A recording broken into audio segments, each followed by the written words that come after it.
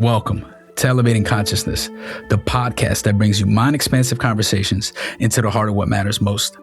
I'm your host, Artem, and our guest today is Richard Flyer, a community weaver and entrepreneur who has devoted his life to exploring how spirituality, local relationships, and practical action can renew communities, building ecosystem networks from the ground up. Deeply influenced by Sarvodaya Shramadana's grassroots mobilization of 15,000 Sri Lankan villages, Richard champions bottom-up regeneration rooted in local relationships, spiritual practice, and everyday service. His work spans founding Vecinos Unidos in San Diego, leading the San Diego Food Bank, supporting syntropic agroforestry in Hawaii, building symbiotic networks in Reno, and launching the Symbiotic Culture Lab to activate 50,000 micro-bioregional community networks by 2033. From early mystical experiences of a luminous web of interconnection to research with pilot whales and years immersed in nature, Richard's life has been a living experiment in bringing the transcendent into the immanent, bringing heaven to earth through practical, face-to-face community building grounded in love, service, and shared responsibility. He is the author of Birthing the Symbiotic Age, an ancient blueprint to unite humanity, which draws from 5 decades of hands-on experience across cultures, faith traditions, and organizational contexts to help communities move from separation toward connection. In this episode, we speak about Richard's early spiritual experiences and how they impacted his community building efforts. We also explore how to navigate the polarities of individual and collective, the difference between values and virtues, driving change bottom up, resacralizing reality, and unpack what Richards calls the ancient blueprint, the practical applications of transcendent principles needed to birth a symbiotic age. Enjoy. Richard Flyer, welcome to the show. Happy to be here. Thank you so much. I've been reading your stuff and watching some videos. Pretty excited, actually, to be here with you. Yeah, me too. And, I'd love to set some context before we dive in. I came across your Substack a little while back where you were sharing chapters from Birthing the Symbiotic Age. And I was immediately intrigued for several reasons. I think because one of the central threads in your book is how do we bridge fragmentation and heal the prevailing culture of separation, which deeply resonates with my own work. And, I also found myself drawn to the diversity of your background and your lifelong engagement with spirituality. As you've written, you were raised a secular Jew, trained as a biologist, practiced Tibetan Buddhist meditation, lived and apprenticed with an indigenous Aztec medicine woman, and now you identify as a Christian. And, along the way, you worked closely with the natural world, tending a farm and serving as a firefighter, battling forest fires, before becoming a successful entrepreneur and opening the first hyperbaric oxygen therapy center in Reno back in 2000. And, you've also spent decades engaged in various forms of community building. And all these threads converge in your book and in the work you're doing today. And maybe we could start by you kind of unpacking your vision of a symbiotic culture and maybe speak into some of these significant experiences that help catalyze this vision. Absolutely. Thank you for that intro. Very impressive. Appreciate it. Symbiotic culture in a symbiotic age, the idea of and the practice of intentional mutual benefit would be the operating system, whether from the personal level, family, street, neighborhood, community groups, business, local businesses, government, regional, national, and global. So basically from person to planetary scale, intentional mutual benefit would become natural. And by intentional mutual benefit, I mean that whenever we do any action or engaged in a community, that we're able to hold space for the others that we're involved with, even vendors, employees, other business people, charities, neighbors. So it all becomes, I guess the word would be, it's more of a multidimensional awareness of that inner spiritual drive. So it's not something that's relegated to a separate practice, and like kind of a practice that you then somehow engage the world in your pretty. Let's say, actually, a great analogy would be like going to church on Sundays if you're a Christian, and basically being pretty brutal in your business practices during the week. So you're really, you've got this kind of Sunday worship. But I think the same could be said for any spiritual practice. It's just really a challenge to integrate this sensibility of intentional mutual benefit in a culture that's designed to separate because of certain political and economic agendas that been happening for thousands of years. The same kind of pathway in terms of building culture. So while the idea of intentional mutual benefit can happen personally, it can also happen. It's natural to happen, organically with family and with your immediate neighbors, even. So it's a way of life rather than just an intellectual construct. Yeah, I think that what you're speaking about, people could get on board with just mutual benefit and doing things that are beneficial for everybody involved. I do think that what people struggle with is expanding that kind of circle. So it's kind of easier to do that with friends and loved ones and people that we're directly connected to. But it becomes more difficult as we kind of move beyond that.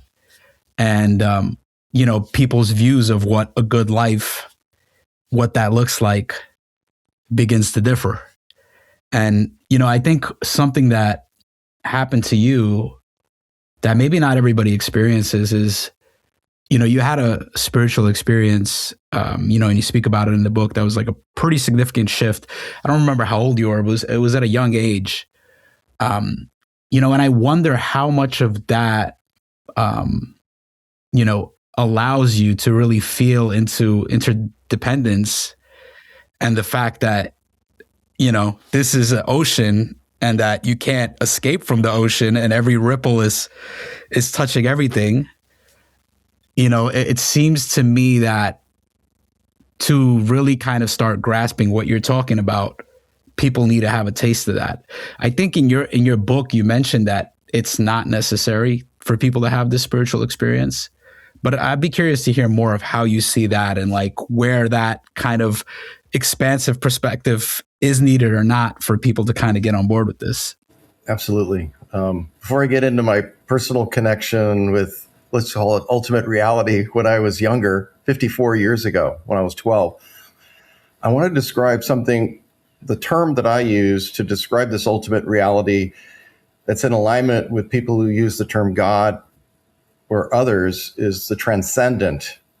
So what I mean is there's a transcendent spiritual reality that both is beyond space and time, but also is here and it's present, it's immanent at the same time. Right now, yeah. Right now. So what that means is that you don't need just all the bells and whistles of a spiritual experience because it's happening endemic to humanity. It happens, these windows to a transcendent reality are happening every day. It's just that we may not recognize them and we go back to normal kind of egoistic self-concern. So you can have a transcendent experience at a sunset or a sunrise. You can have a transcendent experience, when your child is born, for the love you experience in a marriage, love of neighbor, snowboarding. I've had many experiences doing off-trail snowboarding in powder and trees in the Lake Tahoe area, and it's really amazing. So I think the distinction between a transcendent experience like that's normal in sunlight every day, so in other words, we all have access to it, is that transcendent experience that happens while snowboarding or in relationships in daily life, it doesn't break our heart open on a 100% 24/7 way.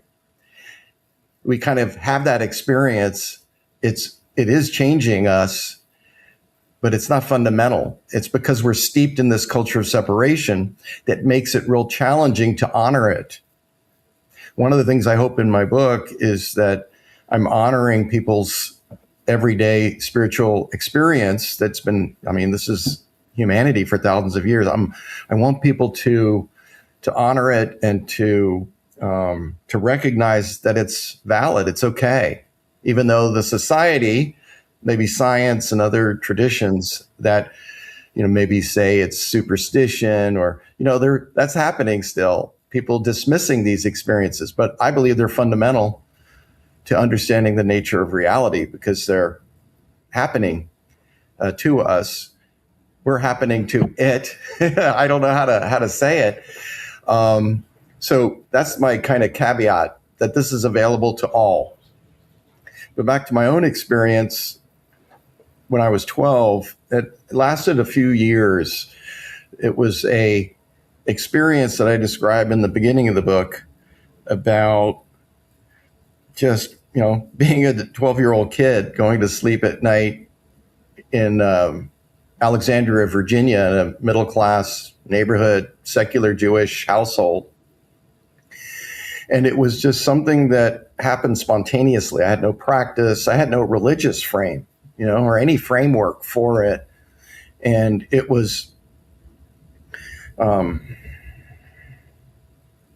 say both joyous but traumatic. Yeah. It was joyous in the sense that I got to experience a sense that I was connected to everything in a real way, and also part of everything in a real, visceral way. So that was the joy within joy, including sound and light, almost like, sound like music. But the traumatic part was that it felt like I was slipping away in my awareness of myself. It was like going into a place where I was like almost paralyzed, kind of fearing that I would lose my ego. And I that's the traumatic part, because as I felt that was happening, like losing this awareness, self-awareness, I'd pull myself up. So that's the traumatic part. And then, fast forward, that happened maybe a couple times a week for years. Wow. Okay. And I didn't tell anybody about it. I didn't tell my, family, my parents. It's probably a good that you did it. Yeah, my friends, colleagues in school, teachers. Yeah. And then I guess within a few years, when I was like 15, that experience then somehow it sensed that it was integrating into my, just being, the physical, emotional, mental, spiritual aspects of life. And it went into the dream state. And that was different. There wasn't the trauma of losing your identity or yourself or your ego. It was basically like laying on a beach where it was really warm out and the ocean was very calm. The water was kind of slowly coming up and you're laying there, and it was a blue sky and beautiful sun, very yellow, and golden rays of light coming down. And in that dream, I had that experience where it was like energetically from the bottom of my heart around my head, like a halo, if you will, like of light, of energy, of love. And there was no trauma to that. So it seemed like that was like the next step and integration of that experience. Like it was okay. Yeah, it was okay. And then years later, when I was in San Diego, starting San Diego State University in my graduate program, that experience, it seemed like it externalized. So first it was traumatic and joyous, and then it was joy within joy. And then this was externalized. Like when I was looking at a palm tree, I could see it enveloped in light. and I felt connected to it. I felt part of that. Really relating to that palm tree overall. I don't know what was happening there, but then it was as if then it was becoming more. I was becoming more aware of that experience as it was working through me. I was like my early 20s. So that whole process, yeah, it may seem dramatic, but it could also be a distraction. I remember I met, and this is back to my fast forward to when I had practicing Tibetan Buddhism and meditation. I got to meet a Lama who was a European Lama, Oli Nadal. And Okay. I shared this experience with him, and he said, well, you have to choose whether you want to go towards the Disneyland channel or you want to go to the Dharmakaya, or the clear light of the void. So he was saying, essentially, as I received it, was that these experiences are important, but they're not essential, and they can also be a distraction because you want to have experiences. So it's a subtle form of, let's call it spiritual materialism. It's like the desire for experience, and that happens not just in the non-religious, the spiritual but not religious community. It happens within religious practitioners as well. Within religion, it's the same thing. This kind of attachment to a particular outcome. And of course, doing that is endless, like a dog chasing its tail, So needless to say, I had a series of experiences where I didn't know it at the time, but I was being guided, or I was allowing myself to be guided on a path that I was starting to be more open to, even as a scientist. And even at that point, I hadn't really integrated my science and spiritual aspects. They were still separate until I ended up, finished my master's, and I ended up living in Mexico with a curandera, an Aztec medicine woman who was also a Christian. She was able to integrate those seemingly disparate things, being a traditional religious person and also an actual indigenous, person with a lineage. Excuse me. And so I was with her for a year without getting into the details of it, but that was part of that, meeting somebody like a remarkable person who was kind of like I guess she was kind of like a Mexican Aztec version of Mother Teresa, in that she was really, I was having this experience with her that wasn't just intellectual. Like if she said to me, well, what did you learn? Like, yeah, okay, I learned about herbs and healing. I learned about spiritual healing. I learned about prayer. I learned about all these things. But I think ultimately the meaning of that was to be in the presence of a spiritualized human being who was all about love and service. So it was kind of more like a direct transmission, if you're open to it. So a direct transmission of love, being to being. And that's not a kind of an intellectual construct. That is just something that's deep. It's something that really is affecting you, and you don't know it at the time. So my book is a retrospective. I had 40 years later, I was able to reflect on it and integrate it. So that was part of the,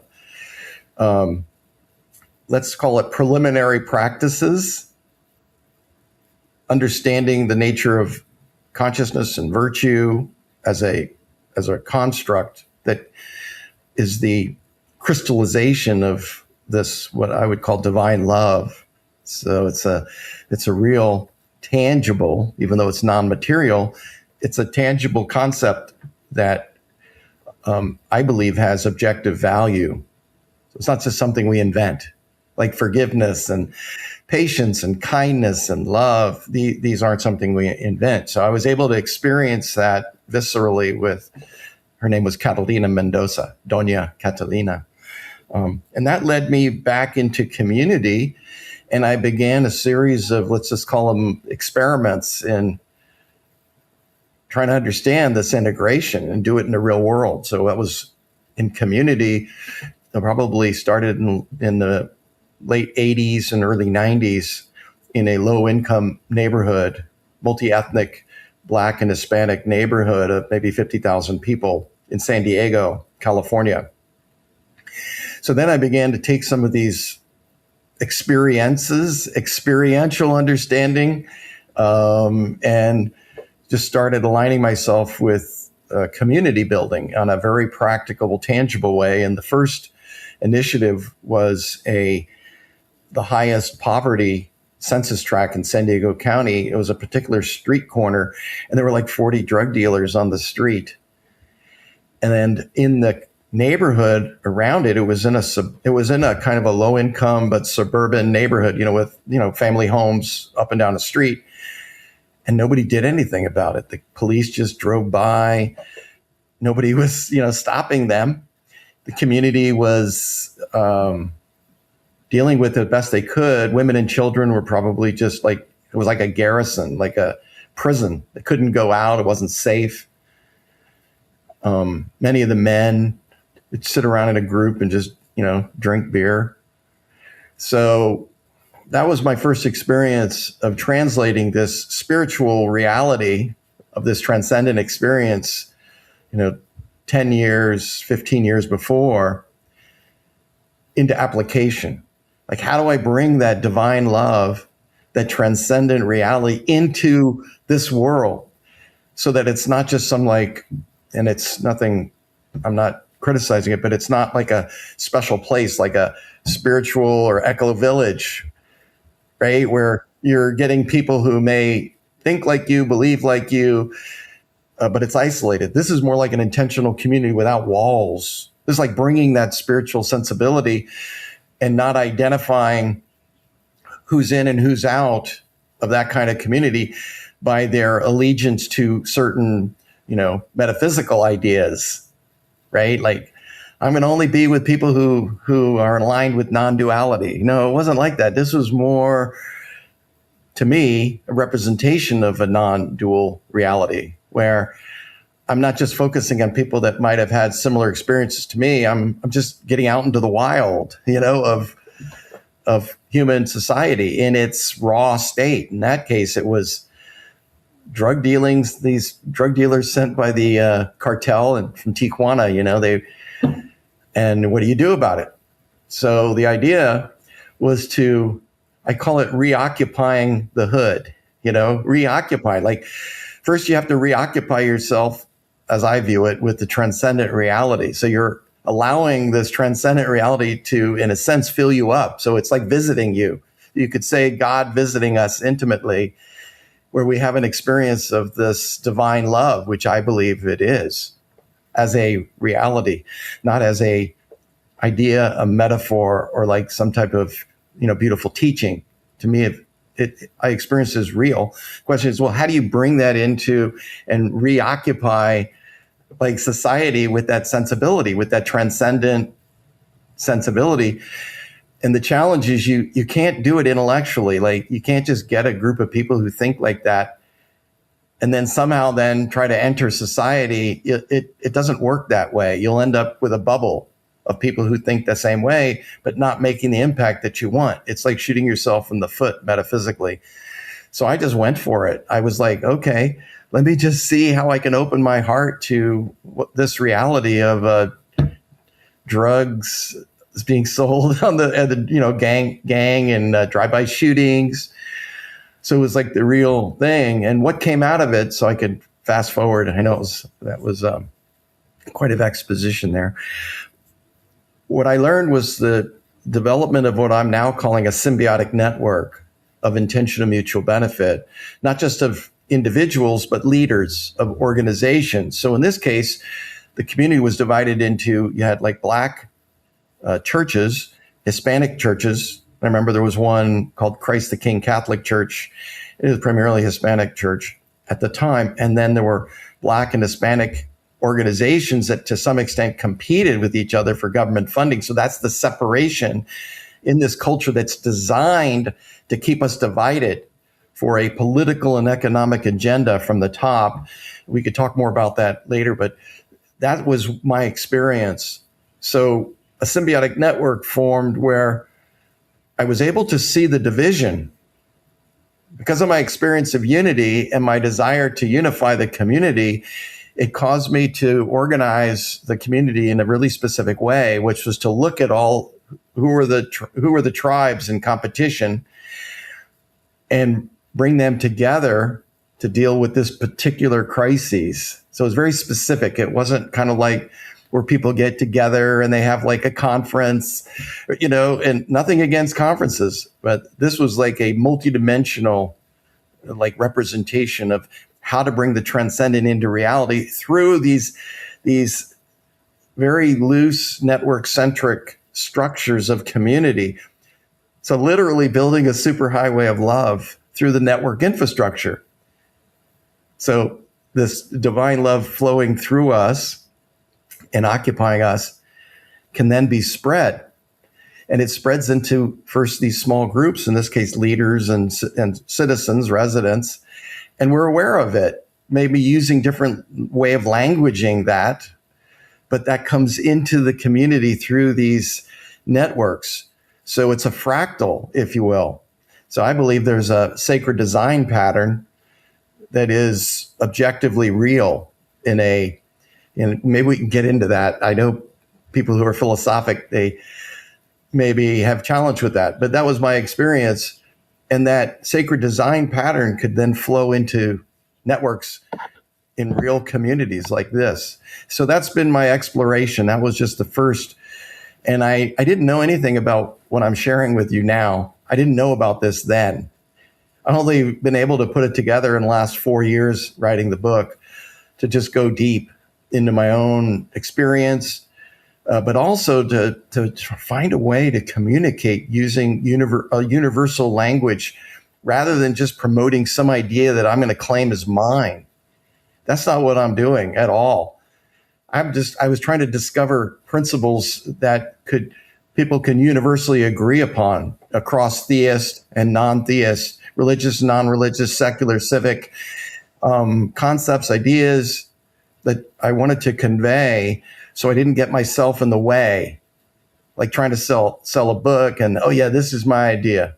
Absolutely not. This is not my idea at all. It's more of a discovery about the nature of reality and the principles that I learned in the process and how I was able to apply them to building community, especially today in such a divided, polarized, violent age that we're in of, this disconnection that we're in and the outright, falling apart of global systems. And our national system we're in like open cultural warfare between these tribes, right?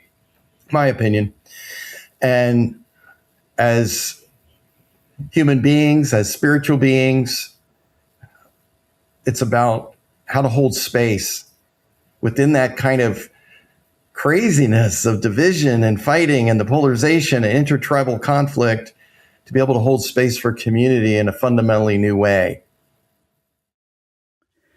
Yeah, there was a lot there. Let me see if I could kind of reflect back and pull at some threads that were kind of standing out to me. It seems like you started having these kind of spiritual experiences at a very young age, and there was both something positive about it, very connective, but then also some like fear that was coming up, or you mentioned that it was kind of traumatizing, like losing your sense of yourself.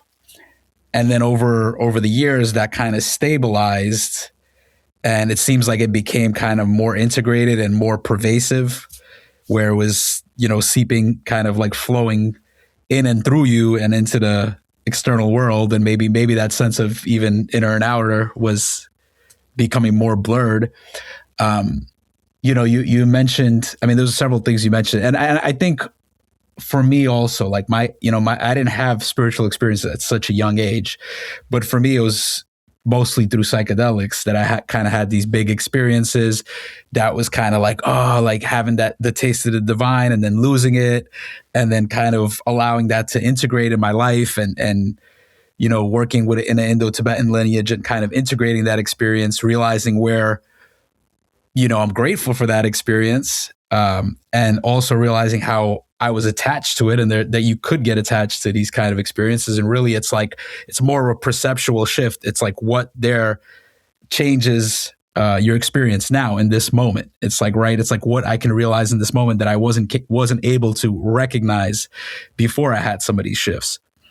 But there was other things you were mentioning that was interesting to me about like being in the hood in San Diego, and you have like men that are selling drugs and hanging around, drinking beers or whatever on the streets. And I'm just, I'm wondering how you navigated that. Like, how did that view impact the way you were interacting with people, and how do you interact with somebody that is maybe coming from a more hostile place? If you're selling drugs on the corner, you're probably in a different mindset than if you're, you don't have to break the law, and you have money coming in and you're kind of comfortable and you're not dealing with all this threat. So there's a different level of safety. I'm curious kind of what were some of the experiences you had there, or like learnings or things that emerged in that time frame for you. Yeah, absolutely. And I'm going to mention, because it was about that time, more than 35 years ago, when I came in touch with the Sarvodaya movement from Sri Lanka, which is still happening today in 5,000 communities that are linked in a network. It's a Buddhist-based movement. And actually, it was E.F. Schumacher who wrote about Small is Beautiful, was connecting with Dr. Ari, the founder of that movement in the early 70s. He was doing a tour of Southeast Asia looking for movements that seemed to integrate spiritual, but also cultural, economic, and political dimensions. So Small is Beautiful is partly as a result of he's interacting with Dr. Arya, and whether you call it engaged Buddhism, which I think is a term, but it's very limiting because it just kind of puts it into a camp, again, whether it's engaged spirituality, even the fact that we have to call it engaged means it's coming from separation to start. Or spirituality. Yeah. So, but I'm trying to get at your question, which is how do I deal with this world, in your face in a neighborhood like that? And I can't claim it's just my own effort. It's also the teachers that I had preceding and the developing relationship with Jesus. But when I encountered Dr. Ari as a Buddhist, actually implementing what I had seen in my understanding of the early Christian communities about creating a community of love and a kind of a countercultural community within the Roman Empire 2,000 years ago. It's like that was a powerful empire. And I was looking at how that early Christian community related to the empire.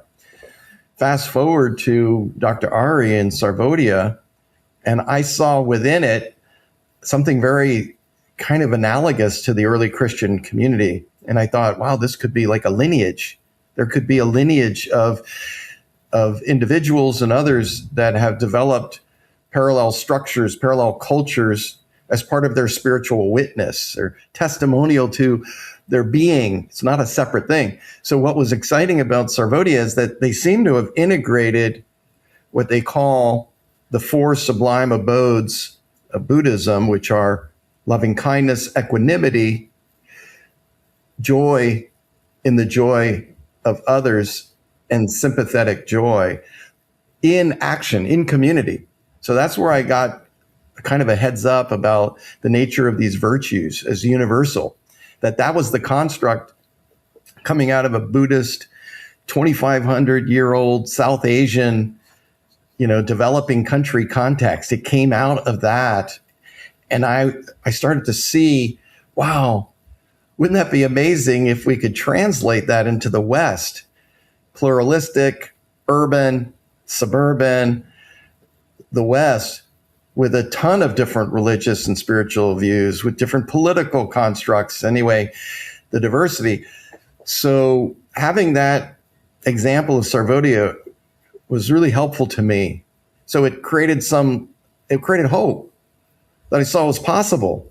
So that also helped me to continue to embody my own practice that was developing at the time, so that I can engage the community in a way that I hope was reflective of what I was learning from this lineage of building countercultural local communities in the context of empire, whether it's early Christian or this Buddhist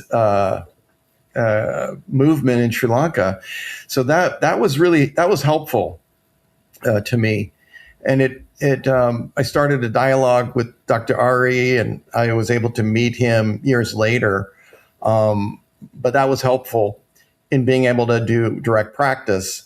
So an example of a direct practice would be, I'm living in that neighborhood, like 3 houses from the street corner with the drug dealers. I moved in to this, it was a home that was for rent. And I came home one day and I saw a drug dealer in front of my house, and a guy that had license plates in a kind of a top end, I think it was a BMW, with the license plate from La Jolla. I don't know if the viewers know, but La Jolla is a wealthy community compared to the one I was living in. So here's a guy buying his drugs in my neighborhood in front of my house. So I started to have like a visceral sense, well, this is my place, what are you doing here? Why, so I had this kind of righteous indignation about it. It wasn't like personal. It was like, why is this happening at all? So I came to started to confront this drug dealer in front of my house. So it was not like 40 people. It was just this one guy that was like off from the corner. And in the moment I was about to confront him, I became aware of my anger.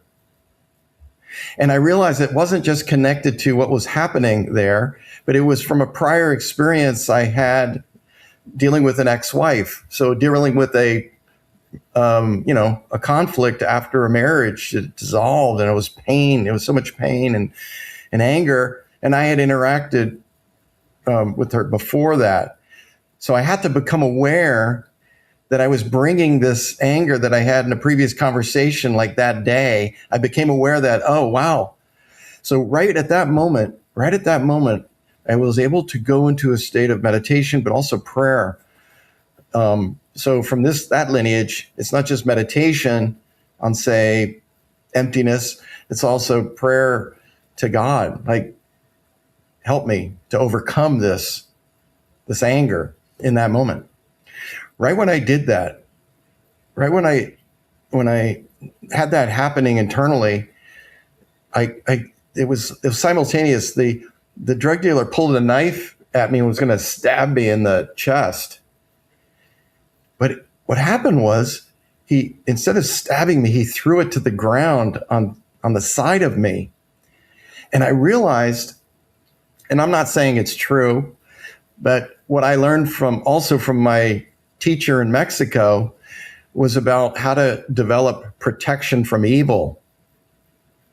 So it's not in a new age sense that you're taught to kind of create a bubble like around yourself, like an energy bubble, and you protect yourself. That wasn't what she taught me. She taught me how to use prayer, and in her case, praying to God, to connect with this internal light that's connected to a transcendent reality that then starts to fill you up inside. So the bubble is actually created, if you want to call it a bubble. This protection is coming from the internal outward. And that's what I believe would happen. So that bubble then expanded of light towards the guy that was going to stab me. Now, I mean, I'm not claiming that that's true, but that's kind of the experience. Maybe he just changed his mind. I'm open to that as a skeptical person, right? So I'm not making any kind of supernatural claims. I'm just talking about something that's like how to ground spirituality in the context of a potentially violent situation. So that was one example, like personally. But from that, we then expanded to group. And then I was able to get a group of men from, these were pastors, priests, citizens. So then we would take that idea of this protective divine love, if you will. And we would walk on the street corner every night to witness this love to a group of 40 drug dealers sent by the cartel from Tijuana. These were like not high-level drug dealers. They were like, lower level, right on the street. So we would approach them from the point of view of, we absolutely do not love your behavior, but we love you as human beings. So that's part of reoccupying the hood with divine love, allowing divine love to, in a sense, possess us in a good form of positive possession, right? And then be able to come together as a fractal of that with a group of people where you can hold that fractal within a group. So that group isn't like vigilantes. They're not like, trying to destroy or attack anything. We were literally a reflection, I believe, of a group of men in this case that were committed to love. And we revealed that to this street corner drug dealing. And over time, they couldn't be there anymore. And they disappeared over a period of time, maybe 6 months to a year. It's a commitment you make to that. It's not something instantaneous. So I hope that addresses your question. It's interesting when you were talking about Dr. Ari. In my mind, I was like, I wish Richard would tell a story of like him emanating divine love and like disarming somebody, somebody pulling a gun and like divine love disarms somebody. And then you told the story of the guy with the knife, and I remember reading about that in the book, but I just read it months ago, so I forgot about that. So maybe like in the back of my mind, that story was there. So you started talking about it. I was like, wow, that's pretty funny. But it made me think about a couple of things also. Like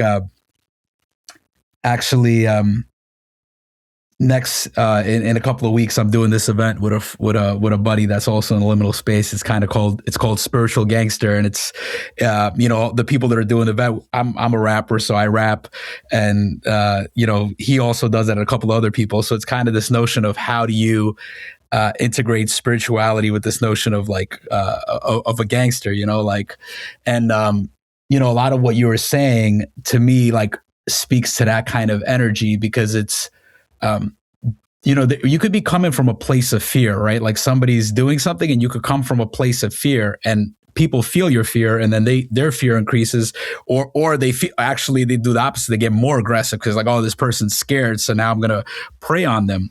But there's a way where you can kind of be centered and, speak to a boundary and do it in a very respectful way.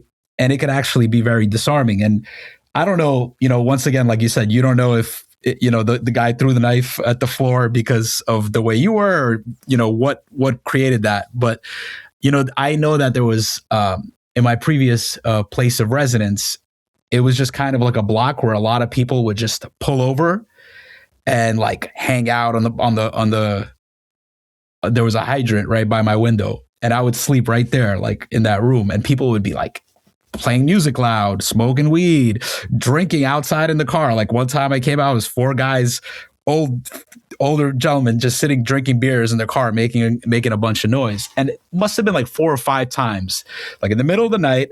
I would come out and I would be like, hey, I'm trying to sleep. Can you please go somewhere else, or don't make noise? And it was always like, there was never any kind of resistance, and like, once again, I don't know, maybe if I would have ran into another person, it would have been different. But I always like to think that I would come from a place of, there wouldn't be fear, there wouldn't be aggression. There would be like kind of like a sacred righteousness. It's like, hey, like you're kind of infringing on this boundary over here. And it's, and I feel like that kind of energy, maybe that allows people to disarm, because there's a sense of respect, because you're not coming from fear, and you're also not coming from a place of aggression where you're trying to harm somebody else, Absolutely. And we don't need to get into it at this moment, but I want to kind of bookmark something that we might discuss in a little bit, if it's of interest, which is, how do you go from the level of this individual, the individual personal level, where divine love, in a sense, we're allowing this to take root within us, And then to the level of the group, where I just described how to deal with in what Christians call non-resistance to evil. So it's an orientation in love towards that group of drug dealers. Question is, well, then how does that expand to a whole region? How does that expand to, like, in the United States, to America and its political and economic system? How does it expand globally to the global system, which includes also all living forms, not just humanity? So how does that work? I'm not going to share that right now because I just wanted to maybe bookmark that, because there is an extension of this idea of a fractal, coherent field of divine love. And then in my experience, it's real. It's not a metaphor. It's not. I want to talk about that too, for sure. I want to circle back. I got a couple more questions I want to ask. And it might be related. It might be very related to what you're saying right now, but I definitely want to get, definitely want to touch on the objective sacred. Let's put it that way. I definitely want to at some point touch on that. But, I think this idea that we live in a culture of separation is, it's related to the notion of, we've become like a hyper individualized society. We've become very focused on what defines us as an individual. And you speak to this in the book, like around this idea of an authentic self, which is a self that can fulfill its all desires, can express itself in every way possible. And, I think this focus has afforded us some freedoms and the ability to differentiate and tap into one's uniqueness. But in some ways, it has also alienated us from others, perhaps, amplified the sense of narcissism that so many people hold and that so many of us have. And, I think in the East, they historically had an opposite problem because they largely had a focus on the we. So the individual or the I would get diminished. And obviously that afforded a stronger connection to the community, but often at the loss of one's uniqueness. So, I'm curious, how do you think we create a generative relationship between I and we, or the individual and the collective? And, are we in some ways always oscillating between these poles, favoring one and neglecting another? Or do you see there being some kind of integrative stance with that? Man, wow. That's an awesome question. I'm just trying to process it a little bit, let it kind of sink in. I can't really speak to the Eastern context because I hold to and honor the Western religious and spiritual tradition rather than opposing it, first of all. Like, I'm not trying to tear down the West. I'm trying to embrace my tradition, even in the face of the evil that empires in the West have done, and even America, even the church, even religion, on and on and on. I think it's part of something bigger, though. And I describe how it's not like something we call capitalism, socialism, or communism, which is, in a sense, economic systems that try to relate the individual to the collective in different ways. It goes back, I think, 2,500 years to the Greek idea of the developing idea of a separate thing, like an atom. That idea of an atom, I think it's like 5th century BC in Greek philosophy, that emerged into, let's just call it, a philosophy of materialism. So materialism as a worldview that was developing, it's like over thousands of years it develops, and then it takes political and economic and cultural forms. But the primary idea is a metaphysical idea which privileges materialism that then, after the Enlightenment, emerged as, with the development of science over the last couple hundred years, the idea within science of physicalism, that you can reduce our understanding of reality to primarily just a kind of an atomistic reaction of things. They don't really have agency or being. They're just like a billiard, like pool, bouncing around, some random mutations. As a biologist, we're taught that it's just some type of random emergence of living creatures, and we're no different, and we're just kind of glorified animals. And so that's a view that leads to certain political, economic, and cultural arrangements that have different ideas about the connection between the individual and this collective.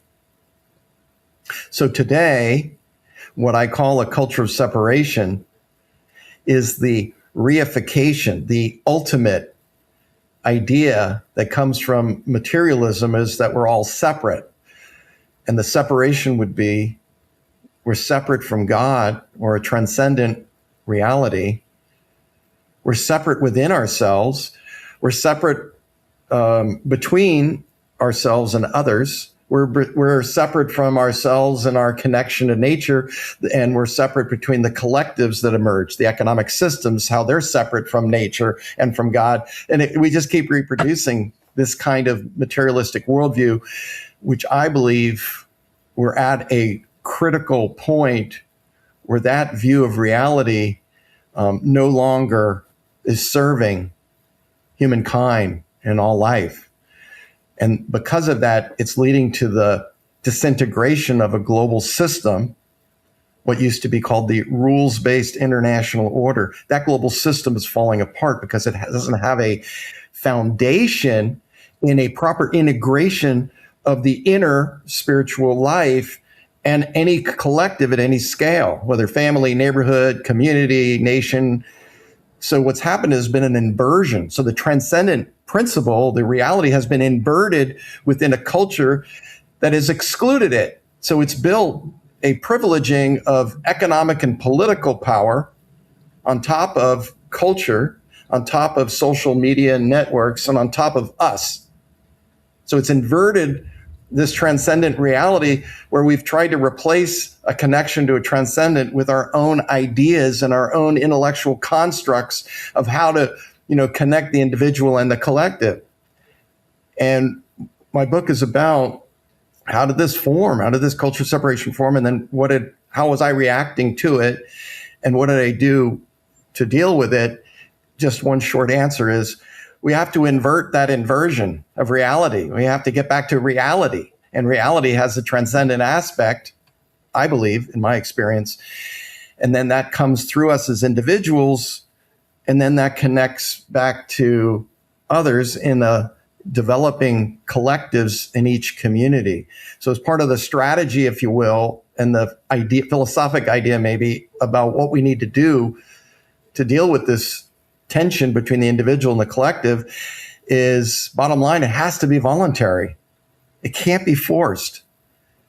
You can't force people to go along with a collective where half the people don't agree with it and they got to stomach it. We're coming out of an era of that brute political power approach into a new time, because the old age, and many more people are realizing this, is the answer to the question, how does the individual and the collective get integrated, has been mediated by political, economic, and cultural structures. And we've lost track of the natural integration from a transcendent reality flowing through us as people and the natural connections that we build trust in a local community. That's been breaking down in favor of a top-down kind of a oligarchic situation where the elite corporate and political entities, whether at national and global levels, they're reinforcing that separation. So did I answer, or did I try to answer your question? I know I went off on. Yeah, I think you answered that. The way that we've been trying to go about it is incorrect in terms of we've been trying to do it like top down with political regimes. We're trying to figure out how to negotiate this. And I imagine that you would say that a lot of that negotiation needs to happen in one-on-one relationships or like kind of more local type relationships. That's where we kind of maybe negotiate that. I imagine that's some more of what you might have said, and based on having read your book. I think the other thing you're saying though, and it's connected because it's also talking about why is there even a split? Why is there even a split between I and we? Because it's maybe there's a distinction. Might be a distinction between me and Richard, but there isn't really a separation. There's actually inseparability between everything. So why is that even happening? And you talk about one of those things is we've lost touch with the transcendent of what unifies, and actually, the transcendent in a way has been co-opted. You talk about this with like Christianity being co-opted by empire or a culture of domination, or people. I think it was forget his name, Foster Wallace. He talked about like you always need something to worship, right? So it's this notion that humans can't really not be religious. We just end up turning other things into religion. So if you're not Christian or you're not Buddhist, well then you create a spiritual but not religious religion. Or if you're an atheist or a materialist, well, scientism could become a religion, or capitalism could become a religion, right? So there's always, it's like what is co-opting this kind of transcendent function for humans. And that kind of drives, and perhaps there's things that are, and I think Foster Wallace says this, it's like there's something about worshiping God that's like, or the transcendent, where it's not taking a particular form necessarily, or it's not being enclosed by a fundamentalist view, or there's something about that perhaps is healthier than when you start worshiping sex, or you start worshiping money, or, you were talking about, the global order falling apart, like where we're kind of seeing, I mean, with everything that's happening with Epstein, like that's just probably the biggest political thing that's happened in 100 years or whatever. It's just insane, right? And if you look at that, if you really look at that as like an extreme of, people talk about evil doesn't exist, right? Like I've been hearing that there's a lot of these non-dual people that evil doesn't exist. And it's like, what the fuck? Like, I don't know what you want to call that, but it's like when there is that kind of disconnection. And if you actually, it's interesting. Somebody was doing some research on like what Epstein was funding, and supposedly he was funding a lot of like materialist science, because when there's this disconnection of like, there isn't anything higher. There isn't anything to answer to. It's this reality is just, this is this one life. And let me just get as much of what I want. Doesn't matter if I hurt other people. That's extreme. That's kind of the extreme. But in some way, that culture of separation, that sense of like isolating us and like, let me get what I can. Let me build my fortress. Let me make my fuck you money. We're all kind of embedded in that to a certain degree. And it's like, well, how do you deal with that? Wow. Was that a question? Yeah, I mean, I think that's kind of what I think that's the question. That's the meta question, right? I don't think we're gonna have like a clean answer for that. But I'm just kind of ranting on like feeling into that, because I feel that so much, like we're embedded in that, and it's like we're navigating that. And yeah, so I relate to what you're saying, and to kind of maybe the cleanest articulation of how the global national collective relates to the personal is that we have an economic political system, and I'm not talking about capitalism, socialism, or communism. I'm talking about materialism as a worldview that undergirds it all. Materialism, by its nature, devalues value, devalues virtue as being either superstitious or irrelevant.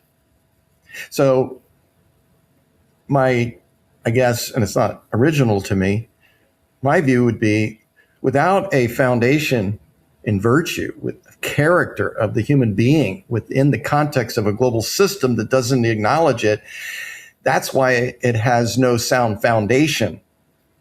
There's no foundation in virtue to our global economic and political arrangements, It's more machine-like, about power, self-interest, and domination, and what you can get away with, like you said.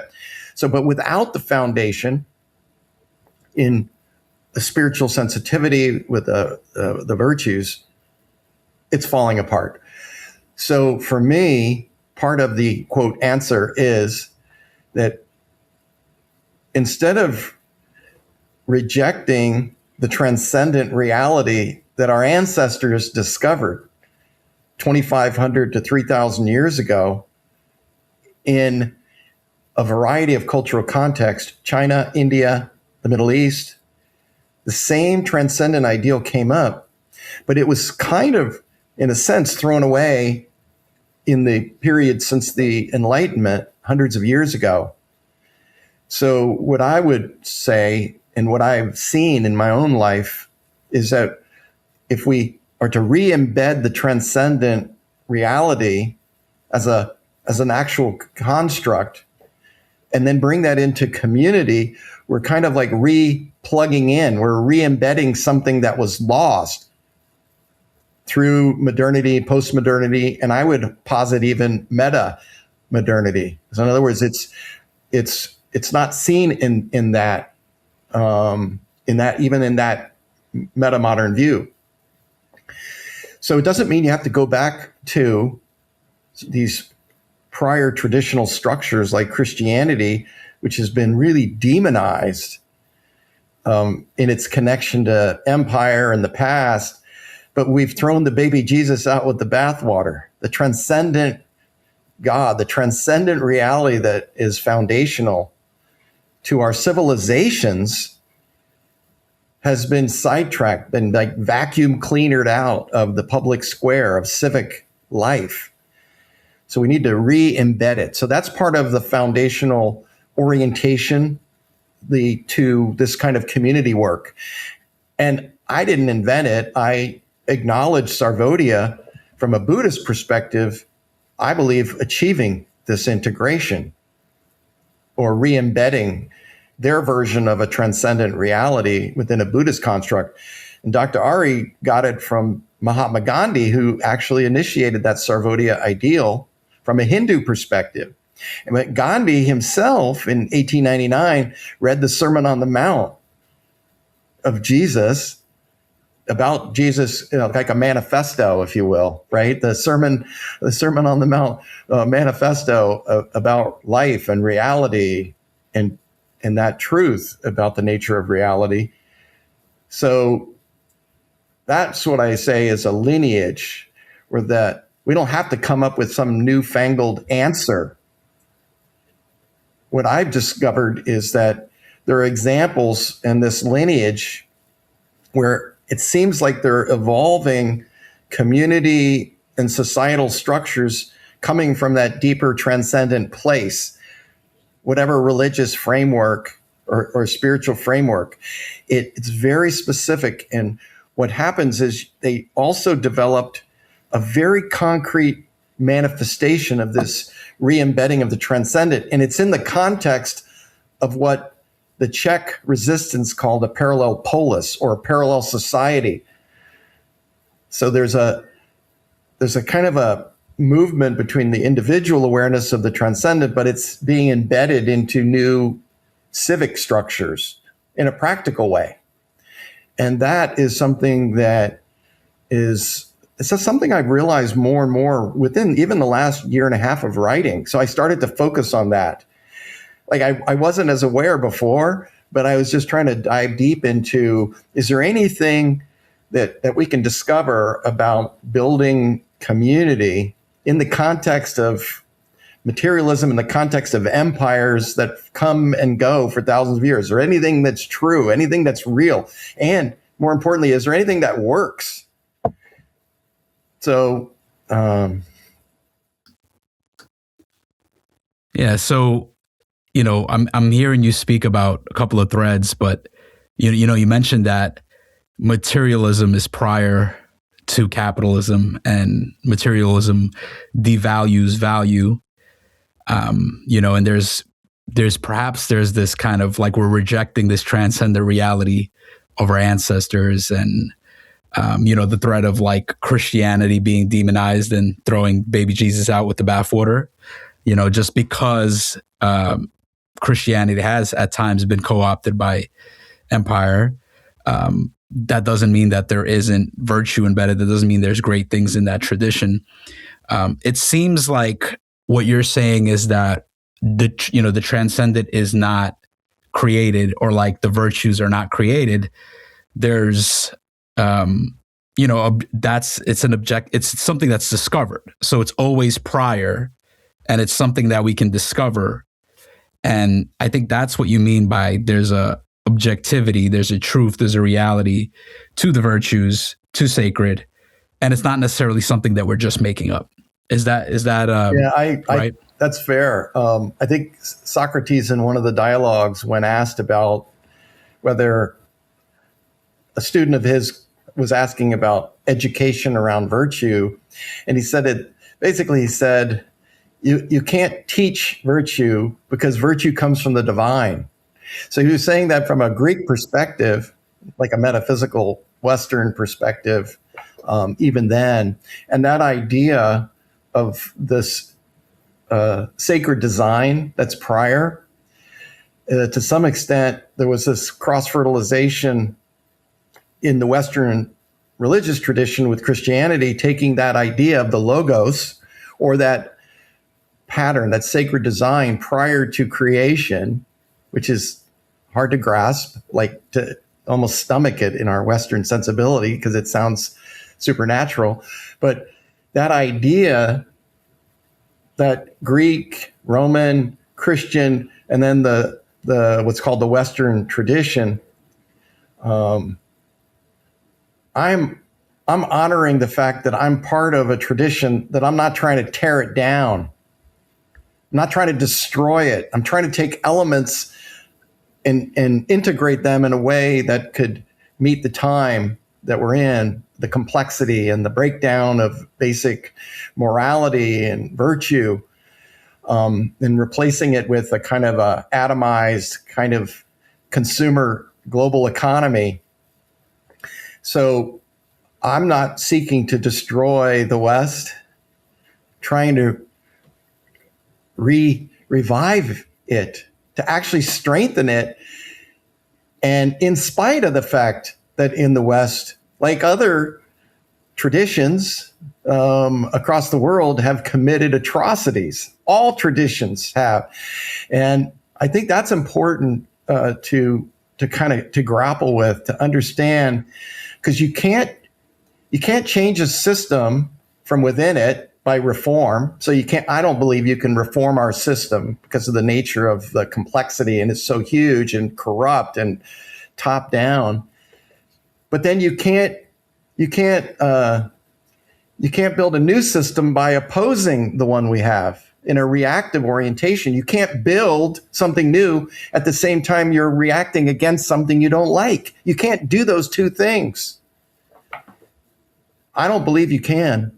So what I've been learning in my own journey and community, if I believe in a new parallel culture and to unify my community in all its diversity, talking about local regions, then I've got to come in touch with that within me that's limiting my capability to actually be a unifier myself, to find out all the ways. Like, for example, 25 years ago, I didn't know it, but I was more left progressive in orientation. It was seeping inside of me. I was captured, but didn't know it.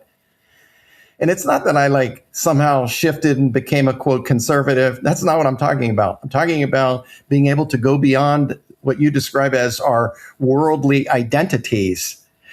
But we don't eliminate those identities. It's just that those identities then become part of a transcendent reality that then all our identities, we see them as secondary. They're not primary that we're going to be fighting about. We're not going to be so you can't even eliminate tribalism itself. Tribalism is hundreds of thousands of years old. So you don't want to collectivize it or force people into, overcoming their diversity and our tendency to, fight each other.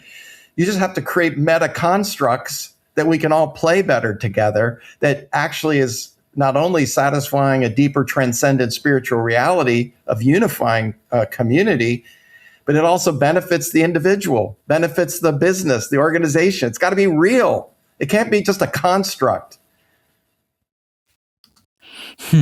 Yeah, I feel like we're dancing around in this notion between I and we, and I mean that to me is like a central polarity, I think, of life, and it's definitely the one that I've been most curious about. And this, it also ties into this idea of inclusion and exclusion, and I think you speak about this in your book. And what role does that play in a culture or community? And I think it's often been said that a community for everyone is a community for no one. And there's something very important about coherence, alignment, and shared purpose.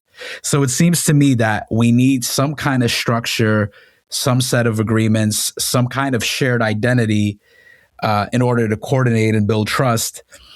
At the same time, perhaps we can become too exclusive and silo ourselves off from other communities. And, you speak about this notion of, people becoming, communities becoming silos. And, you give an example. I think this was a good example of John Mackey, who the founder of Whole Foods, deciding to sell non-organic food in Whole Foods, which expanded his reach and ended up converting many customers who bought non-organic into organic buyers.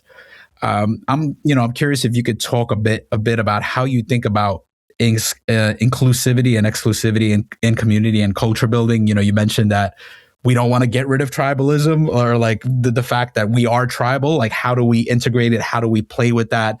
I think maybe when I think about symbiotic culture, there's something there that's very meta and very expansive that perhaps is bigger than certain communities maybe have a more of a smallness or more of the tribal kind of node, and I think about being a node in a network, right? So within the node, there is some sense of like, there's something specific about this 150 people kind of Dunbar number. There's something specific of like my community that I've created here, like, and then there's another community that Richard created and somebody else created. And there's something unique about each of those communities, but there's also communication between them. There isn't you're liberal progressive and I'm conservative, and like, we're not going to talk because I already know what team you're on, and there's no communication between us.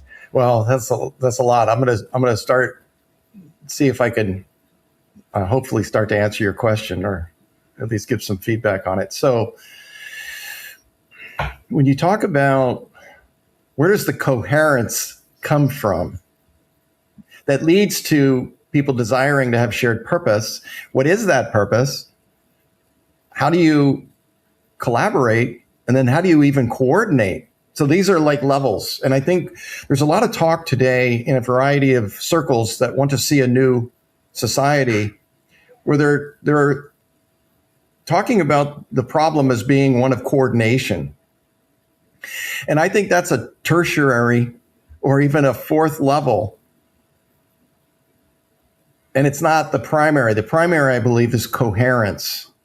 Coherence is a spiritual ideal. It's a spiritual idea. It's a connection to what I believe is a sacred design that's prior to me, prior to the Big Bang. So in other words, there's a sacred design pattern, and I didn't know it at the time, but I was encountering it through direct experience, and then try to have fealty to it in the way that I would start building community. And so about 20 years ago, we convened a meeting in Reno to ask that question, which is what is true enough and strong enough that could unite us as a community. So we had leaders from different sectors, like, 16 different religious and spiritual groups, politicians, business, community, activists, people into permaculture, organic, all over the map. And we had small groups. And what we came up with was something that I am just labeling as symbiotic culture DNA. So DNA in a sense of replication. DNA in a sense that it's what we're replicating are what Richard Dawkins called in The Selfish Gene, memes, ideas, practices, principles, things that get embedded in culture. So he talked about memeplexes. So like ideas that get embedded in other ideas that are embedded in bigger ideas. So these things become like, I believe, like sometimes monsters, like you have to, what served us at one time becomes its own dark power that then starts to absorb us. And this is what we keep repeating. I'm bringing this up because I believe that there is a coherence that we all share, and it's our connection to the transcendent. However we talk about it, from whatever perspective, religious, non-religious, I believe there's a shared sense that we're part of the same reality. That's the beginning part. And that from that reality that I've observed in a lineage that there are shared principles, like it's better to solve problems at local levels than try to have them solved at a national or global level. That's a universal principle that I've seen, not just in my own experience, but I've seen it across political, religious, spiritual ideas over thousands of years. So that's an example. The other principle is don't build a new organization, help promote a collective organism that evolves naturally through voluntary connections. So don't impose anything. So those are some examples of principles, like charity begins at home. So these are things that, the golden rule, these are principles that are universal. Yeah, you maybe can find cultures that might not be in alignment, but historically across the world, these are principles. Then the next level in developing, say, a community operating system would be virtues. So we identified through a process in that Valentine's meeting 20 years ago, we had a committee and we began to discuss, well, what do we share in common? So we came up with 5 main virtues: love, integrity, courage, love, integrity, courage, service, and respect. So those had like sub virtues. So there's like 35 total virtues. And we chose virtues because we did a survey of our community and literature to make sure that anything we identified as a virtue should not only be a religious virtue, but it could be in alignment with civic virtues. Like a government, a municipality could agree with, or a county, or like we even identified, like we got the definition of integrity from, it was like Louisiana state troopers. So what we did was we had this diverse dialogue about it, and we came up with this universal sense that virtues is more descriptive of underlying the shared purpose than values. Values are a larger construct. Virtues are a subset. Values are the universe of values are mostly at the larger level relative. So I might value material things, material success, somebody else might not. Virtues, I believe, are, and I'm not a philosopher, but virtues are a subset of values that generally there's agreement on. They're universally true. Like you would never talk about integrity as something you say, well, no, I don't want to have integrity. Integrity is something that's established as a pre-existing concept that guides humanity, guides ourselves, guides our own inner evolution. So virtues then became the interface, if you will, between heaven and earth, between the transcendent and the immanent. And it was the reason we chose virtues because they're universally applicable and there's general agreement. And we were able to get 100 people from a variety of political, economic, classes, every kind of person in Reno, Nevada, to say, yeah, that's something we can get behind. But then what does the purpose, the principles and the virtues mean if there's no physical context to embody them? So what we identified are 12 community needs. And that actually came through the experience of Sarvodaya, who for 60 years has been really promoting this construct of the universal virtues of, in this case, Buddhism, the 4 sublime abodes, in building community around 10 needs. So they were building community around food, shelter, spiritual and cultural needs, clean and healthy environment.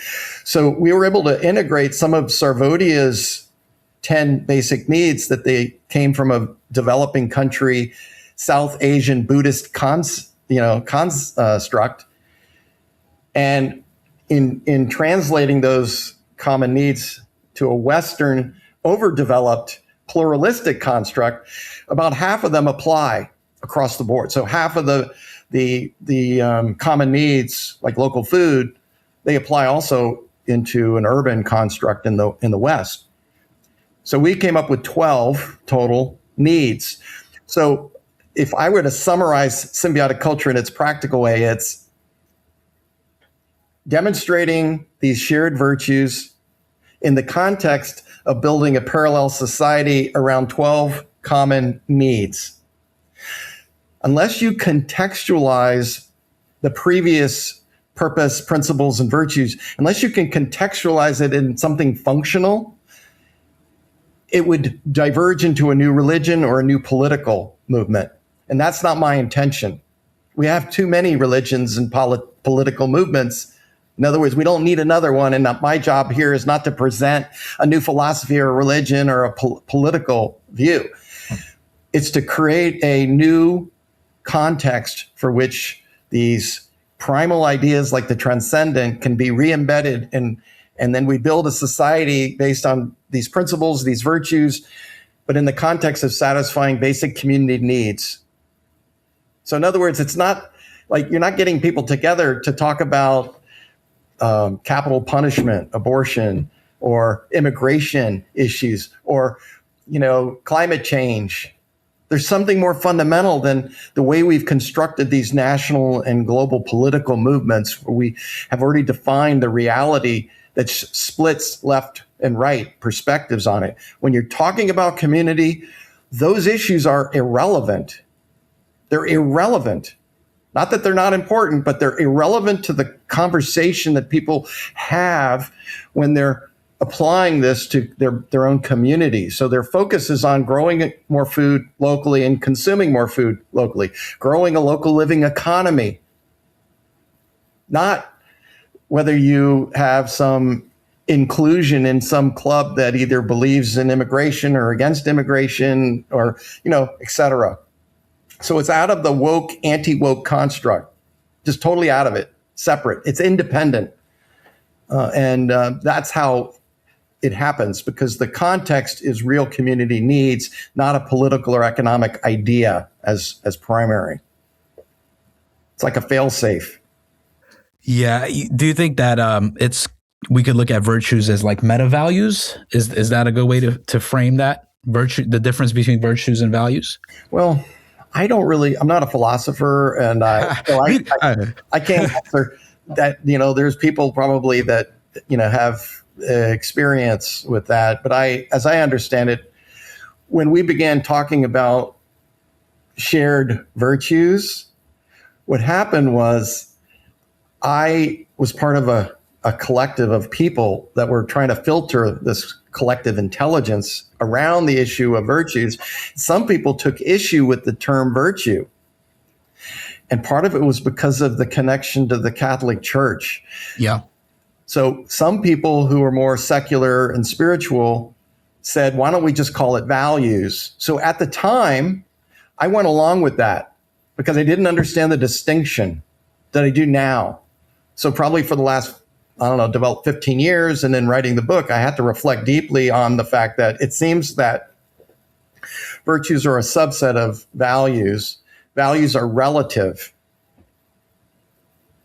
Virtues are not relative. They're universally considered good and worthy. Forgiveness, patience, kindness, faith, charity, respect, integrity, courage. Those are things that generally are considered good, true, and beautiful. So in that sense, there's some objective reality, at least from a cultural, multicultural perspective, going back thousands of years across culture and religion, East, West, indigenous. So in that sense, I don't know how to define virtues other than that. It sounds like they're a subset of a special kind of value. But other than that, I don't have the degrees, or the education in that. I'm really, not to diminish what I've done and accomplished, but I'm a guy. I'm not an academic. I'm not a theologian. I'm not a philosopher. I'm a man who's had an experience of childhood where I experienced this reality that just opened my heart. It broke my heart to receive the suffering of this world, not being prepared for that when I was 12 and 13. It just broke me wide open, and I didn't know it was happening. So I let the world in like that, and it put me on a journey as a man, as just a guy who's dealing with this, basically a moment saying, if I could have that transcendent experience of God, of ultimate reality, that's unifying, that connects me to everything, what's going on with human society? That's been my questioning for 50 years. And to some extent, it sounds really trite and even corny, but truth, seeking truth, like to understand the reality, is got to be primary to us, in side by side with love. If you have love without truth, or truth without love, they go together. And that's within the Christian tradition, but also the Buddhist, that wisdom tradition as well, the different aspects of knowing. And I say this about seeking truth, not in a dogmatic sense, but in a sense of like wanting to understand whether we are ourselves being truthful to ourselves internally. And if we can't be truthful with ourselves, we'll start adopting constructs that are political and economic, and these beliefs then capture us and they take us away from the truth, the deeper truth. And we end up promoting some left-wing or right-wing political beliefs, or support one party over another. And we're lost. We're just absolutely lost if we allow that to happen, because there's something much deeper that unifies us and connects us. And I'm saying we're lost if we follow the politicians, is that they've been dividing humanity for thousands of years. Caesar talked about divide et imperator, which is, I guess, divide and rule. So they've just been playing a game. It's all about power. It's all about self-interest and their own. It just every society, every civilization goes through this process of evolving oligarchies that end up being against the people, us, the middle, the moral middle. Like, we're not like out to fighting and defending any political idea. And if people want to do that are listening, that's great. Keep doing that. But I believe that's today futile. It's futile. And that I'm not asking people to give up their political or religious beliefs at all, but unless we come up with a way that is a larger idea that can, that cultivates this areas of agreement that we have in humanity, put it into action, unite the scattered, brotherhood and sisterhood of humankind, like at the local level, like to bring together what's already alive. It's different than creating a new project to promote something. It's connecting what's good. And that exists right now. Billions of actions are happening. They're just scattered. So what I'm imagining is, what I'm describing as symbiotic culture DNA is a new context for connecting people, building a frame that can receive that divine love and not corrupt it. Not corrupt it. And to do that, I spent decades learning what works and doesn't work, with that as my interior, questioning. How do we do this? How do we create a new, network without itself becoming like the old paradigm and wanting to dominate and promote its brand and basically create a new silo? There's very few ways to do that. Very few ways to do that. But that's my commitment, was to discover how to do that practically. And there are, like I said, many guides, Dr. Ari from Sarvodaya, Mahatma Gandhi. And to me, the foundation of my lineage is Jesus Christ's teaching in the Sermon on the Mount about the nature of reality, which laid it out to me. And then the demonstration of this, we don't necessarily need to get into this right now, but is another movement I talk about in the book, the Parallel Polis movement to resist communist, Soviet communist domination of Czechoslovakia in the 70s and 80s, how they built a parallel system, very, very similar in its orientation to Gandhi's idea of a village commonwealth of village republics, and Dr. Ari's Buddhist version of that.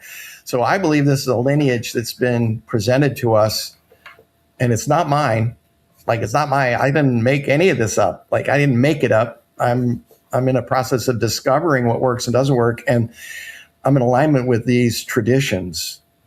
So, yeah, I feel like there's so many more questions that I could ask about community building and navigating I and we and inclusion and exclusion.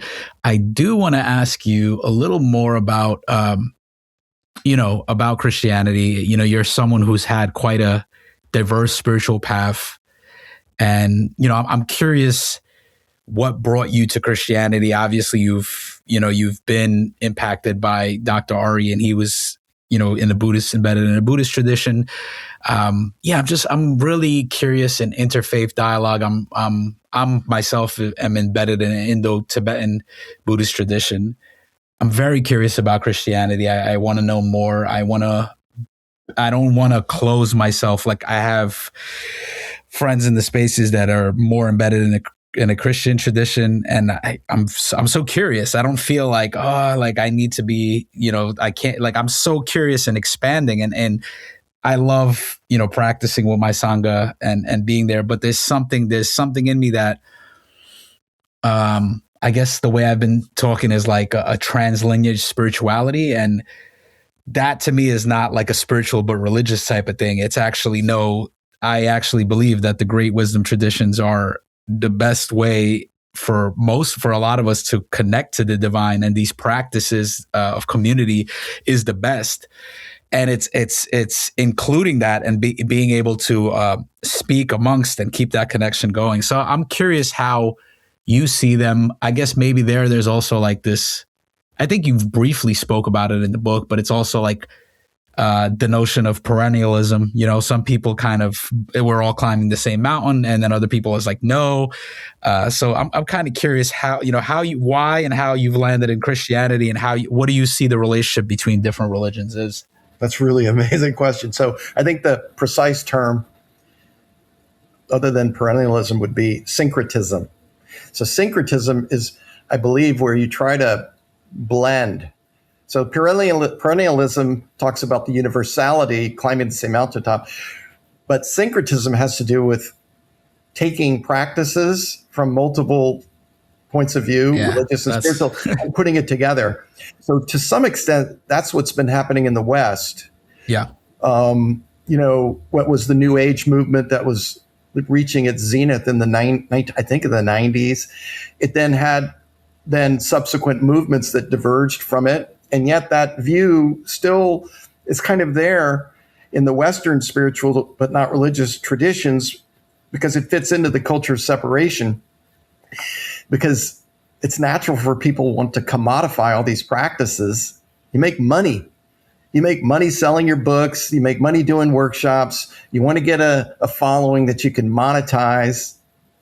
And in that context, I think what the wisdom seeker in the West is faced with this, if Christianity is kind of like off limits because it's supposedly, compromised with empire and therefore rejected, along with maybe even, if you're in the United States, rejecting the concept of America as a nation, it's just some imperialistic colonial project, right? Okay. So that's all nations, that's a context for people to develop their spirituality, and syncretism seems to be prominent in the West, especially the United States. So people are cobbling together practices, hoping that that would be enough to achieve either some kind of enlightenment, awakening, however they define it. But the caveat there is that still may be involved in the immanent. So it's an immanent spirituality, where people generally might say something like, God and the universe are one. So they're making a statement about their spiritual beliefs that are, I think, accepted. But there's a subset of that. When you say God and the universe are one, it's an unquestioned metaphysic. But that metaphysic and that view is actually it's antithetical to theism. So in other words, it's not that I'm evaluating that there's like a correct view or not. I have that for myself personally, and I'm going to share that with you right now. But I'm more interested in exploring these ideas about metaphysical attachment to different metaphysical systems. If we're not aware of what we actually believe in our metaphysical commitments, we are unconsciously maybe forming bubbles and tribes, separate tribes, against other tribes.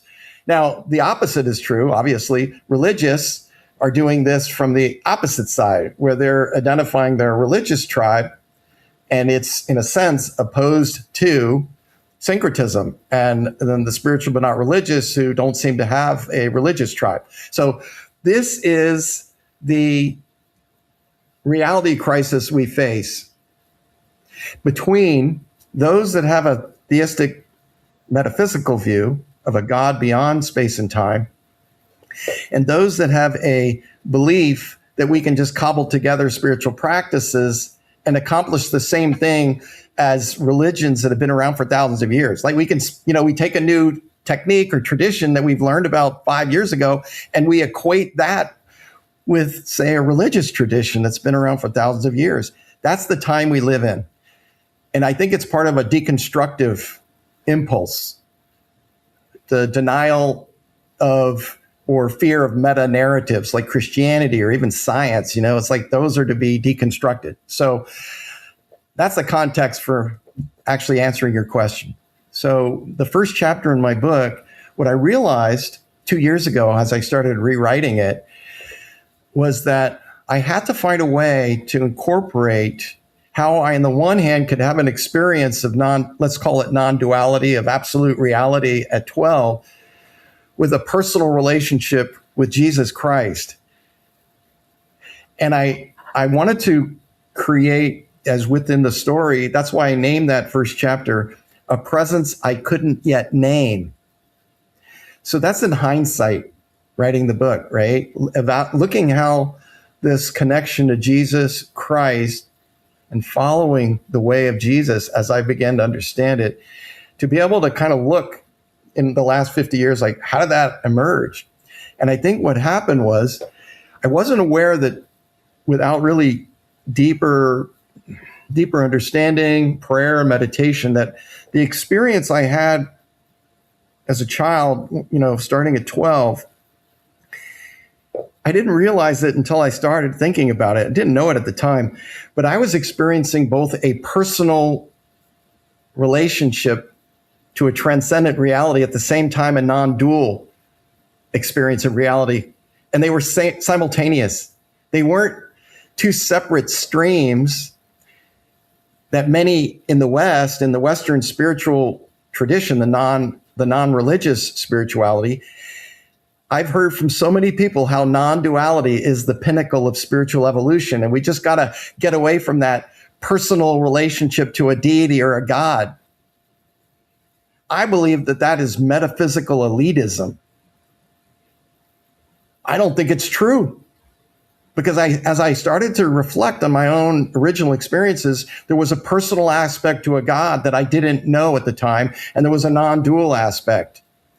And then slowly through time, in my exposure to different traditions and teachings, I began to realize, especially probably this is in the 80s, so 40 years ago, when I was doing anti-nuclear work, I, without knowing it, started having experience with people who were Christian.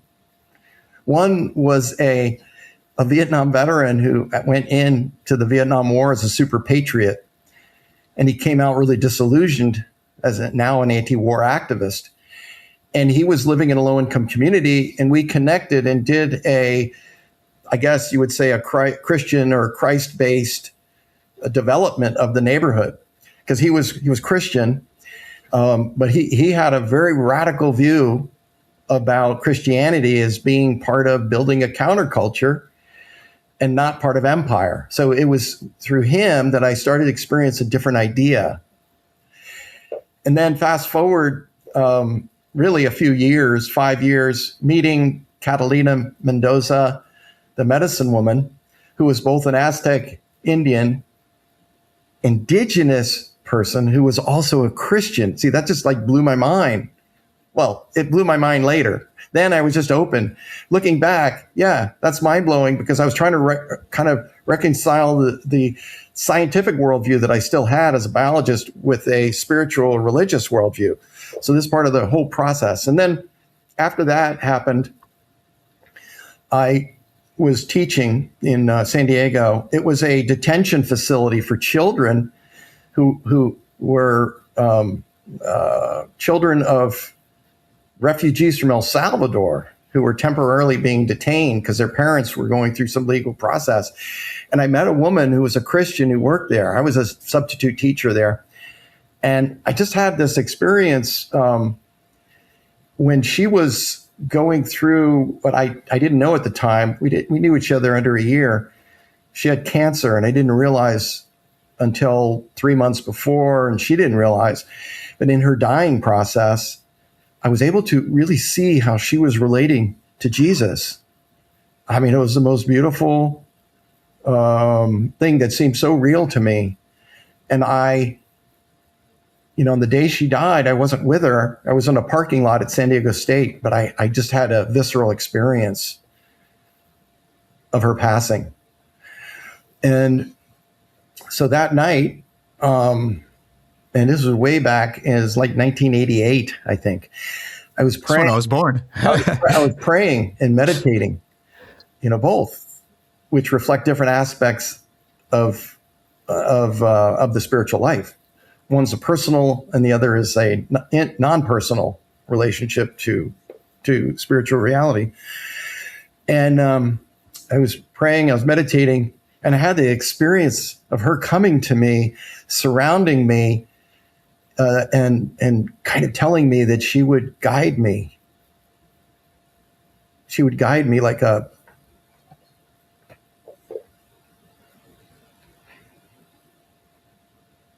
guardian angel, and that she would protect me. And I don't think at that point even I was identifying as a Christian. I was identifying probably as a Jesus follower. But then what happened is I went to Mexico in 1990. I was driving. I was in the passenger side of a vehicle across the plain, the mountain plain between Ensenada in Baja to San Felipe. So we're just at night traveling. There was no real lighting. People were using like kerosene or other kinds of lighting, and it was just dark. I was in the passenger side, and it was at that moment that I had a real internal vision of seeing a figure in white, dark complected, beard, long, black hair. And I knew immediately that on the road in my internal spiritual vision, that was Jesus Christ. And I know it wasn't a hallucination. And it was real to me. Now, the question somebody could say, well, would somebody else independent of you have seen it? Probably not. But it doesn't make it less real. So it was real as a, if you will, a personalization of the ultimate reality. And just to kind of wrap up how, because you'd asked me about how I'm giving you the sequence of how, in a sense, I came to Jesus and eventually became a Christian, is that when I had that vision on that dark road in Baja California in the middle of the night, I started to have a dialogue with this figure, with Jesus, regarding the end times, like the end of the world. And I don't know what any of that meant back then, but he was expressing this to me in a way that was using words that I could understand. And I write more about that in the book, because I don't want to like spend a lot of time here. But what happened was I was having a dialogue, and then I felt myself lifting out of my body to my awareness was above the earth. I was looking down to the earth like you would see from the space station, and it was like at night. So instead of seeing the lights of cities, I saw at the time billions of lights coming out of billions of hearts from people all over the planet, where the lights, golden rays of light came out of their heart, and it converged in a part above the earth on the opposite side of the earth from my vantage point. And it was this heart. It was purple and golden light, a big heart. And all the smaller lights were going vertically into this, what could be like a cosmic heart. And then immediately the light went back down into the people on the planet. And at that moment, the light went person to person, community to community, in a web of love and a web of life. So I saw this vision that made Jesus Christ real to me, not as a teacher, not as a wisdom teacher, not as a metaphor, not as just a nice biblical story. No, I saw and experienced Jesus Christ as reflecting this transcendent reality. Like he was this transcendent reality coming to earth, and I had that experience. And then what that led me to is like, I said, well, what do I do with it? Because it's the scientific part of me, the rational mind said, how do I operationalize building this web of light and love and life on the planet? And that's when I encountered Dr. Ari of the Sarvodaya movement. And that's why I entitled that chapter, Jesus Sends Me a Buddhist. Because it's real. It really did. And I didn't know any of this at the time. This is just retrospective.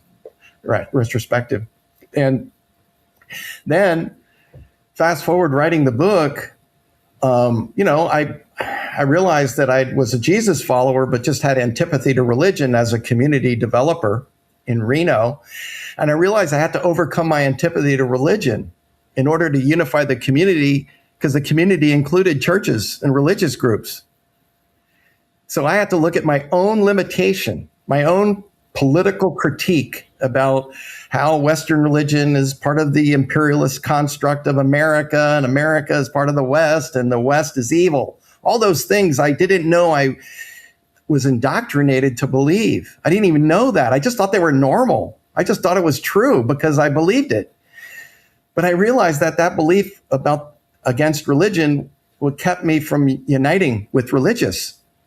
And I wanted to build a movement that was diverse and inclusive of everybody, that it could include progressive and conservative. Now we'd say MAGA, include Christians and other religious and non-religious, spiritual, secular, civic, agnostic, atheist.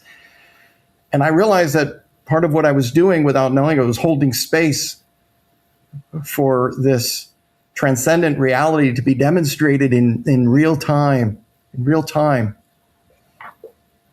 Anyway. Yeah, I guess, I mean, it's beautiful, like the experiences you've had. And, you mentioned that some conversations, like in the meta-modern space, could exclude theists and this notion of a transcendent. How do you include materialists and atheists? How do you include someone who considers themselves secular? How do you include them in this conversation? Because I think one of the things you talk about is that there's this weird thing where it's like a certain frame can almost like swallows everything up, right? So in like that the culture of separation in materialism, in this notion of a secular, that there's no space for spirituality. You talk about this, how we don't talk about spirituality in the public sector, right? It's like very, there's a particular way that you could talk about it, but not in another way, and it's like very separated, and science and religion are very separated. How do we include materialists and atheists? How do we not exclude them out of this conversation where it's like, right? Well, it's almost like it becomes almost like, spirituality and materialism or atheism or a secular reality is somehow two different things. So once again, it's this us versus them. Yeah. So this, wow.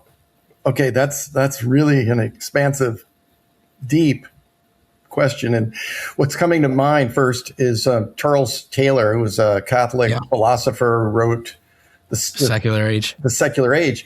Yeah. Talks about what he defined this as a flattening. I think Ken Wilber talked about flatland. This guy called it, Charles Taylor called it the immanent frame.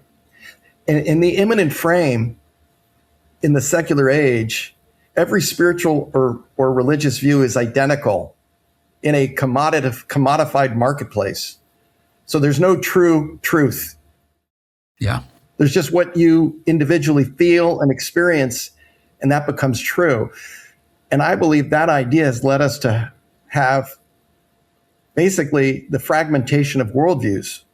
So AI is catering to us through our phones to give us content through social media feeds, and it's reinforcing our separation. So it's fragmenting reality itself. But that's happening because we have rejected culturally, as civilization has rejected that transcendent principle. And in my work with nonprofits, my work as a businessman, I saw how clear it was that it was excluded, spirituality is excluded, and it's worse than that. Materialism in that worldview has an unfair market advantage because it controls media, politics, corporate life, academia. It's all infected with a view that minimalizes, it marginalizes spirituality and religion, especially Christians. It marginalizes that as somehow it's a thing of the past. So it's an elitism. It's an elitist view that thinks somehow we've progressed and that with our minds, we can figure all this out. We can define value. We can figure out the good life. Why do we need that old tradition? It's part of the problem. So given all of that, you're right. Addressing this in my book was so challenging because on the one hand, I am wanting this book to be accessible through its language, the way I choose words and meanings to everybody. So it's universal. It's a universal approach that recognizes a sacred design, what I call an ancient blueprint. It's a pattern that's a sacred design pattern that comes from a transcendent reality beyond space and time, but interfaces with creation and us through our mind and through our heart. And that we either choose to align with it, understand it, listen to that voice that comes from that, or we get, swallowed up in the material world. So the reason I'm bringing this up is it is a quandary. On the one hand, to reflect a universal series of ideas and strategies that could appeal to everybody, where everybody feels included.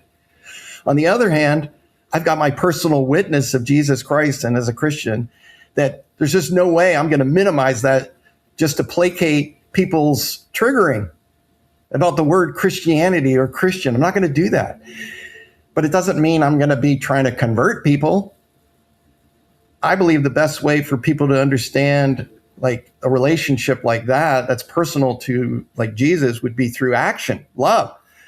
Show that you have a better life. It's a more abundant life, and it's a more loving life, and it's a new life. It's a new creation. It's true. What's the Greek and the Christians call metanoia, a true reversal of your orientation within the world, away from just identifying with the world and worldly identities and towards a transcendent that then you re-embody that. You don't eliminate your identities or your tribe, but you now have a meta construct, a meta context from which all of those things can be unified. I don't see any other way out. I just don't. And that's for me. But since it's my book, I get to share what I believe and what I think. But it's hard because I'm human. I want people to maybe like me, or I'm worried about what they're going to think. But in doing this, in taking this stance where I'm both talking about the universal, but also my personal connection to Jesus as a Christian, that took a long time for me to be able to have the stomach to do that, because I see how the culture wars are going, and they're 100 times worse than when I started. Like, it's terrible, but it was happening back then. And I still believe the ideas are valuable and useful, and the strategy is appropriate, and I believe they'll work.